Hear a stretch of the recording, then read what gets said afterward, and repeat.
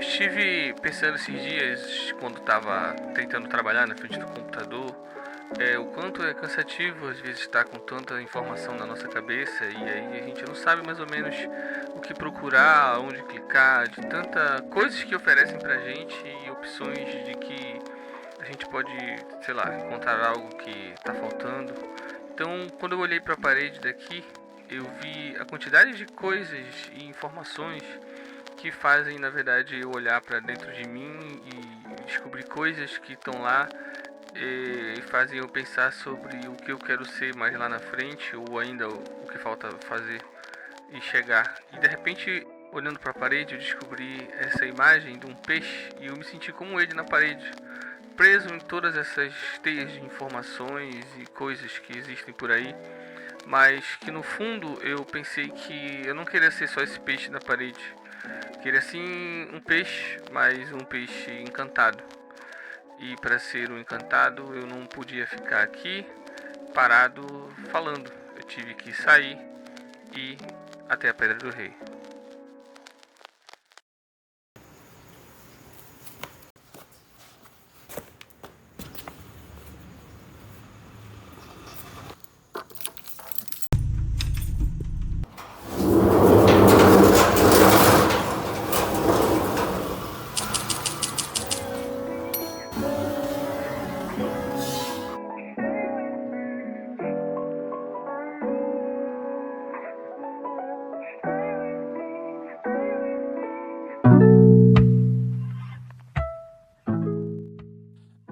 Comigo a estrada ela sempre foi uma coisa muito interessante, porque eu pensei que eu nunca fosse sair do lugar da onde eu nasci, contanto que a quantidade de coisas que eu não tive durante a minha infância e que eu tinha uma ansiedade por ter tudo aquilo, e quando eu consegui um pouco, eu vi que talvez não era aquilo que eu queria, mas eu pude aproveitar quando eu pude sair de casa e correr de estradas por aí, sobre coisas que eu queria acumular.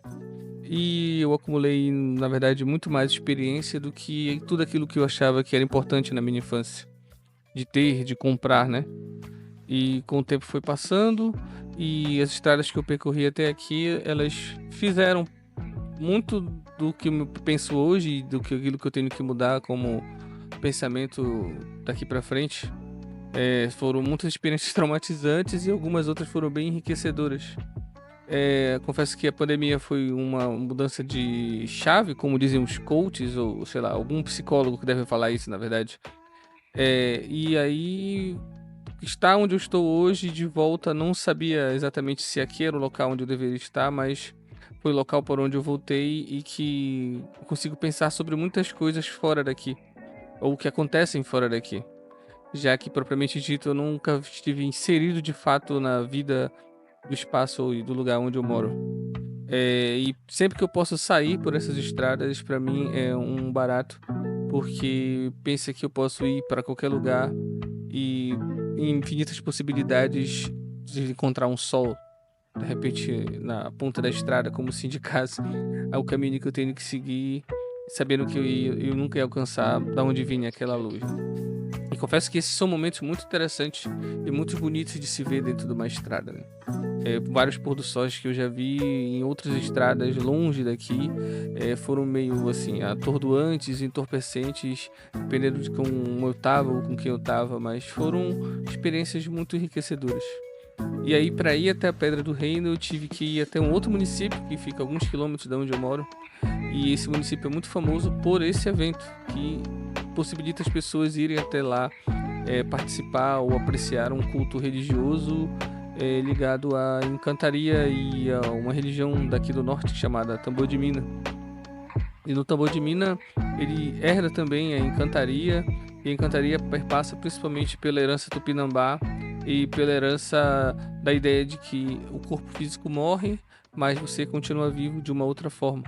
E ainda vem pra cá vivo, tanto celebrar, dançar, dar conselhos ou algo parecido assim. Mas no final das contas existe na verdade uma definição de encantaria em que você não morre. seu corpo é levado e você se torna um encantado de carne e osso, mas só que vivendo de uma outra forma, em um outro plano, mas ainda assim, sempre que possível, retorna para alguma atividade que você faça aqui na Terra ou algo parecido. E Pirabas é um lugar de fato muito bonito, com uma natureza muito rica de praias. E aí a Pedra do Reino é justamente um local onde seria a pedra encantada, onde o rei foi, enfim, uma pedra que foi consagrada por aqueles que acreditam na encantaria, em que ela representa ali esse encantado que um dia existiu como humano, mas agora foi imortalizado. E aí de repente pensar em o que é ser um peixe na pedra e o que é ser um peixe encantado ou um rei encantado pode ter muita diferença em relação a como você pensa que você deveria encarar a vida ou encarar a si mesmo. Confesso que eu nunca tinha ido nesse local e subir aqui foi uma experiência que eu tive que me dar porque eu queria ver tudo de uma outra perspectiva. E essa perspectiva de cima, ela sempre teve nas experiências que os seres humanos tiveram ao longo da história da humanidade, com a montanha, uma aproximação ao infinito, do céu, ao firmamento. E aí caminhar por esse lugar assim foi que meio que fazer enxergar além daquilo que todo mundo veio para ver aqui, né? Que era justamente a Pedra do Rei. E, e aí, enfim, poucas pessoas subiram, mas foi uma experiência bem edificante, porque naquele momento ali eu estava cada vez mais me afastando de tudo que me trouxe aqui e de todo o desafio que foi estar aqui, e poder olhar para toda essa imensidão e pensar que, na verdade, a própria vida é o encanto e que ser um encantado pode não ser tão fácil assim, ou fácil de perceber o quanto as coisas podem nos encantar, seja num bom ou num mau sentido, né? Num sentido sociológico, olhar para o encanto, olhar para o mundo com encanto é você olhar de maneira mágica, espiritualista ou algo nesse sentido. Só vez que eu consegui aprender com a encantaria amazônica que você como um todo existe como um ser de encanto, né? Que encanta, que tem canto, que tem voz. Às vezes pode ser difícil escutar essa própria voz, às vezes pode ser fácil. Às vezes você pode sentir vergonha da sua própria voz, como já aconteceu bastante comigo. Mas ser um encantado é basicamente isso também, passar pelos seus percalços, passar pelas suas dificuldades e ainda assim despertar todo dia olhando para o horizonte e pensar que você está num mundo encantado em que você governa esse mundo, seja ele interior ou não. E aí, em algum momento a gente tem que descer, porque a realidade às vezes ela é cruel demais.